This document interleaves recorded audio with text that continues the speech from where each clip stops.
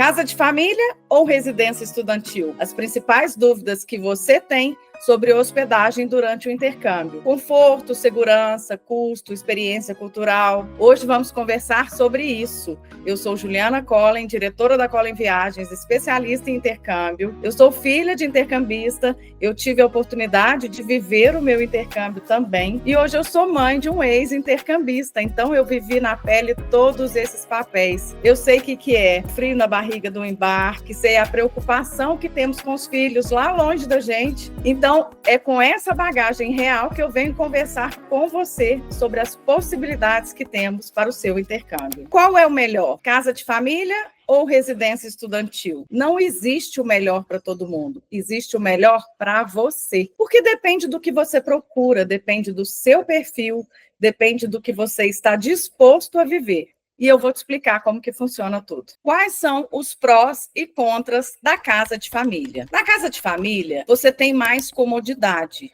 porque as pessoas estão ali. Existe uma rotina naquela casa. Existe um café da manhã que te espera pela manhã e existe o jantar à noite. Então, além de um valor mais acessível, ainda inclui a alimentação. Você tem a oportunidade de fazer uma imersão cultural e linguística com essas famílias. É um ambiente acolhedor, ideal para quem está indo pela primeira vez e que não domina muito o idioma. Tem uma rotina estruturada. As refeições têm horários, tem horário para dormir, tem uma maior supervisão, né? Tem um suporte emocional. E quais são os contras da casa de família? Você tem menos liberdade, menos privacidade. É uma família que mora ali. E essa família, ela não só mora, ela vive. Então, ela tem trabalho, ela tem estudo. Não são pessoas que estão ali à disposição de você. São pessoas que têm a vida própria delas, mas que recebem estudantes. Nem sempre será uma família de pai, mãe, um filho e um cachorro. Muitas vezes vai ser uma senhora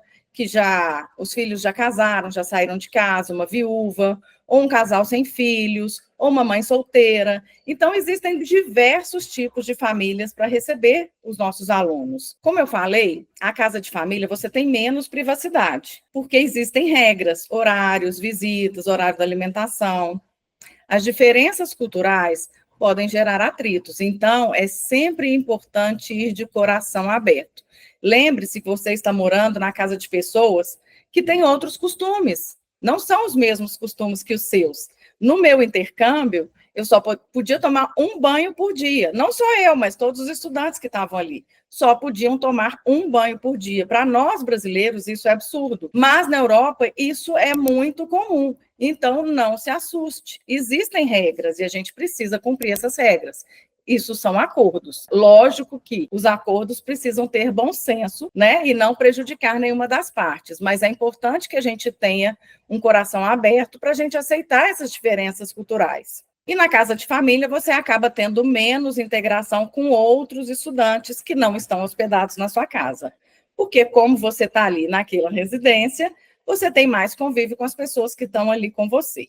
Mas nada impede que durante o seu momento na escola você interaja com todas as pessoas que estão ali. E a residência estudantil?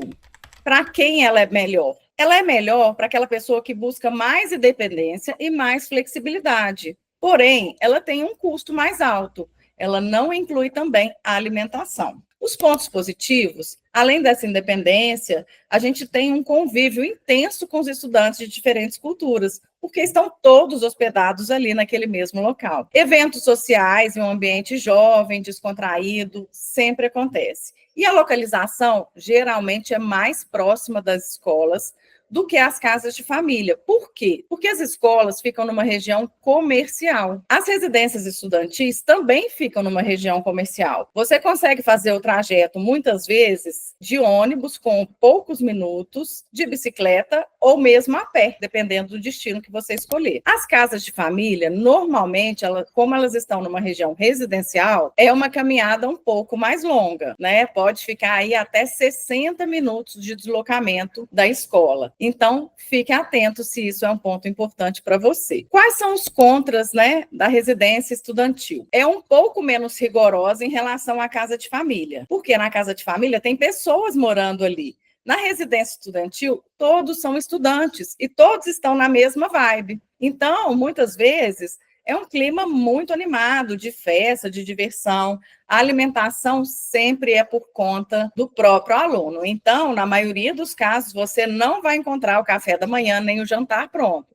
Você tem que se organizar para isso. Existem espaços compartilhados, como banheiro, cozinha, quartos compartilhados também com outros estudantes. Então, é importante que você tenha em mente o que é melhor para você e que você está disposto a viver. Entre as principais dúvidas de casa de família, nós temos: é seguro ficar na casa de família? Sim, gente, é muito seguro ficar nas casas de família. Por quê? Não é qualquer família. As famílias são escolhidas pelas escolas. Elas passam por entrevista, elas passam por avaliação dos estudantes. São famílias que são monitoradas de perto. Então, são famílias 100% confiáveis e que estão de acordo com todas as normas exigidas pelas escolas. Como que funciona a rotina numa família anfitriã? A rotina numa família anfitriã depende da rotina da casa. Quem mora nessa casa? É uma senhora aposentada ou é um jovem casal que possui filhos, que todo mundo trabalha, que os filhos vão para a escola cedo?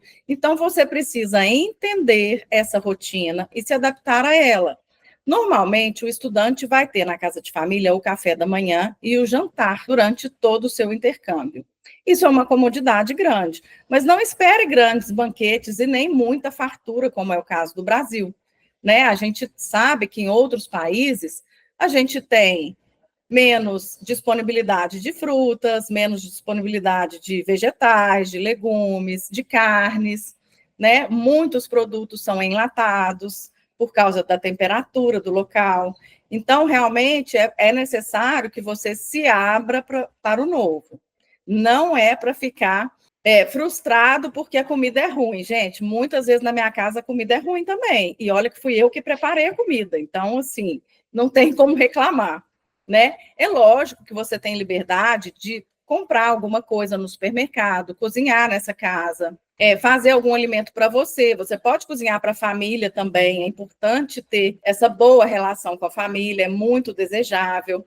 E uma das dúvidas que as pessoas têm é se eu posso escolher o tipo de família ou a localização da casa. Não, gente, não tem como fazer isso. Porque as famílias são escolhidas pelo staff de accommodations de cada escola. E isso é um quebra-cabeça, porque as pessoas, os alunos são separados por sexo, faixa etária e nacionalidade.